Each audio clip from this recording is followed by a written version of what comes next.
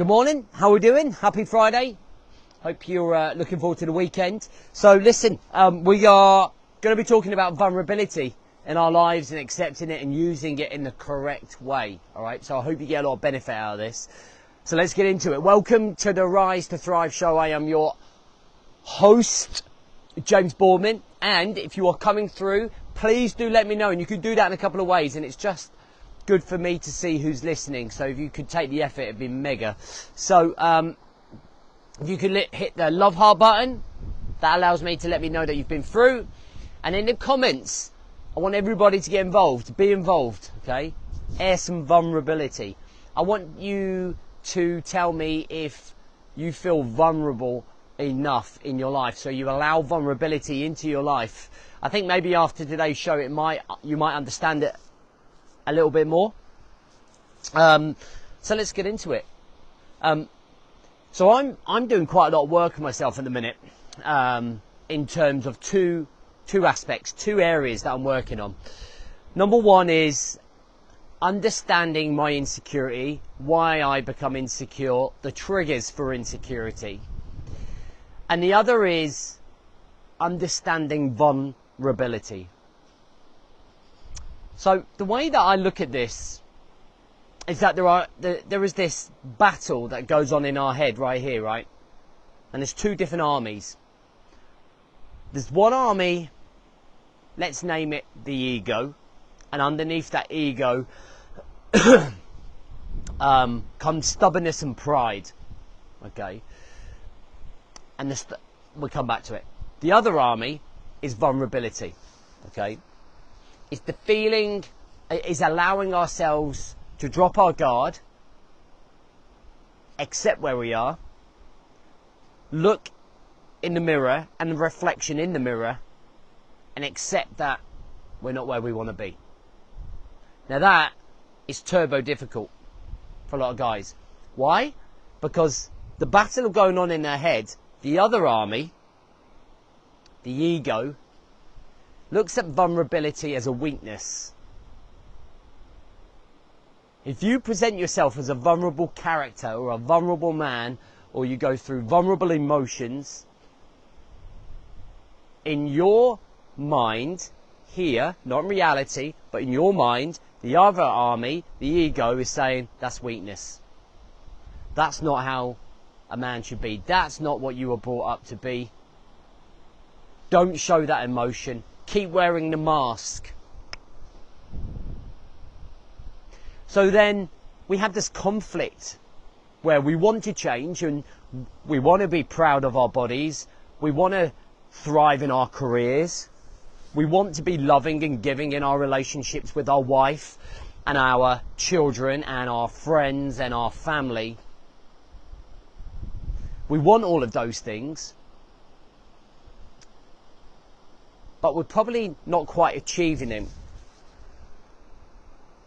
And we talk a really good game, and we talk about change, and the ego does all of that talk, and we're like, the ego does a lot of thinking as well, and it says, this is how we're going to change, this is how we're going to thrive. But the truth is that we can never get to those levels of our life, those upgrades, those stages, until we realise actually where we are. Now, if you've ever read my first book, It's a State of Mind, you'll know that in the first chapter, I get you to perform a life audit. If you've done my 5-day challenge before, you complete on the first day a life audit. That life audit, without having realised at the time that I was writing it, and without realising until recently, is the first step to showing vulnerability as a guy. Because what you're doing, if you think about the 4 power pillars that we work around, my clients work around, I deliver content around, which is health, relationships, personal development and business, your career. We are putting a score out of 10 of how we're performing in that particular pillar, right? And by putting a score down, we're actually showing vulnerability. Now, when I ask people how they feel about writing those scores down and writing why those scores down, I often get sobering, harsh reality bites. These are some of the comments that I get on the 5-day challenge, and I get emails from people reading my book saying the life audit was a real experience because it told me exactly where I wanted to be. Now remember, we're always wanting to work on ourselves, we're always wanting to upgrade. You can't ever really do that until you really face the skeletons in the closet. Since I've left the military, and it's become less frequent now, but there are some times when I do it quite a lot. The first 8 years of leaving the military, I reckon I would cry 4 to 5 times a week. Like, I would literally just start crying. I'd hear a piece of music on the radio and I'd start crying. I'd go down a thought rabbit hole of thinking and I'd just cry. And I didn't really think too much about why I was crying. And in the last 2 years, it's become less frequent. Like, do you know what I mean? Like, I would probably say maybe once every 2 weeks it kind of happens. And the way that I look at it, and the way that I look at those things is, that was always me trying to express my vulnerability for a lot of past mistakes, for a lot of past situations, for a lot of mistakes, for a lot of realization of actually where I was. And I think it was my way of detoxing those areas of vulnerability. You know, and often we don't face that enough. We don't face the reality in the mirror, right?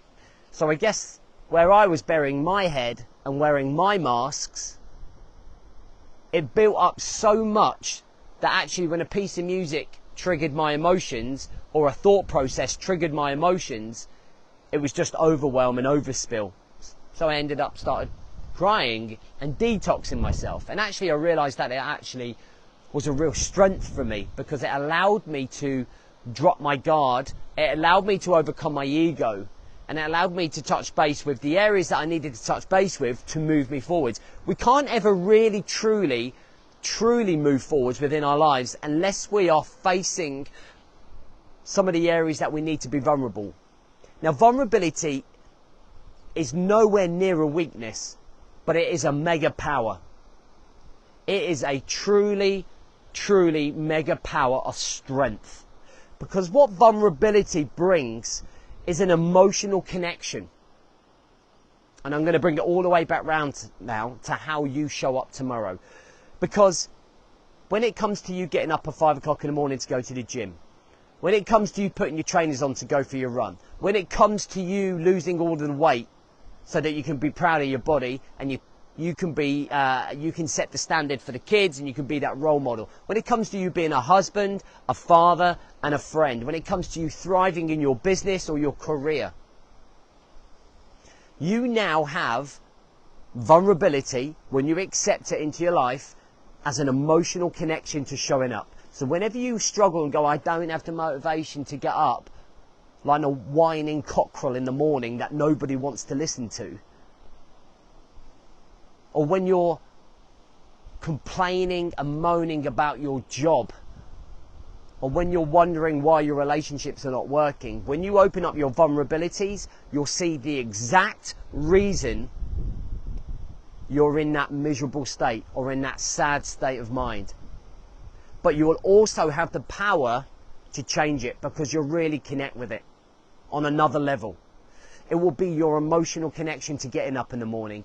It will be your emotional connection to making the gym and creating the body that you're proud of, and creating the career that you thrive in, and creating the relationships where your wife gets the love that she deserves, where your kids get the attention that they deserve. Because the vulnerability tells you the truth. And the more and more you connect with it, the more empowered you'll be, the more drive and fire you'll have. So if you're sitting there and your ego is winning right here, and you're letting it beat you and you're letting it overwhelm your need to be vulnerable, you're going to stay in the same cycle, my man. You're going to keep going round and round and round, because what we call that is Groundhog Day. Or we call it the hamster wheel of doom. We call it zombie mode. Until you start facing the reflection in the mirror and living with vulnerability and accepting it into your life, and stop thinking of it as a weakness and start seeing it as a mega strength, nothing is going to happen for you.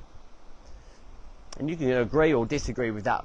But I've been around the block personally, knowing my own experience and the experience of thousands of blokes that I've trained over the last 5 years. Trust me when I say that, until you face that reflection in the mirror, till you do that life audit, till you do something, it's going to be Groundhog Day. You know what I mean? So listen, thank you for listening. I appreciate it. I hope you have an amazing weekend. If you haven't registered to come and see me and my group of speakers in November at Aston Villa, you can still do it. You can still do it. And I'm looking forward to meeting a lot of lads. I want to be shaking hands with nearly 200 blokes, giving them a bear hug, giving them a squeeze, and then doing a day's training, and then in Birmingham going out for a night, staying out to 4 in the morning like we did last time. All right? Do not miss this opportunity to be part of this movement, be part of this brotherhood. You don't have to be one of my coaching clients, okay? The doors are open to all men who want to come up and be part of this unbelievable day. The link is on the bio. Go and check it out. You will regret it if you're not there. It is going to be a mega day and night. All right, have a great weekend. Catch you soon.